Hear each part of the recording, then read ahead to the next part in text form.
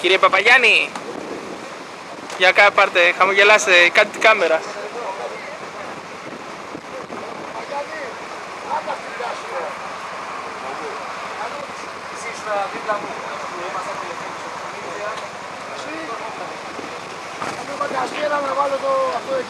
Γιατί καφετέρια δεν σου κάνει?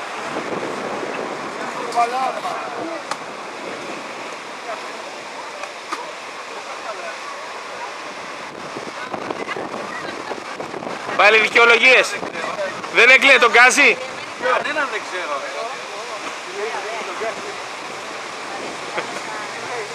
Παλιό παρέα ρε τρελή. Ο Θουβούπη, το Θανάση ξέρεις. Μαριαλένα. Παναγιώτη Φθανανάδη εκεί πέρα. Κάντε άκρη αυτοκίνητο.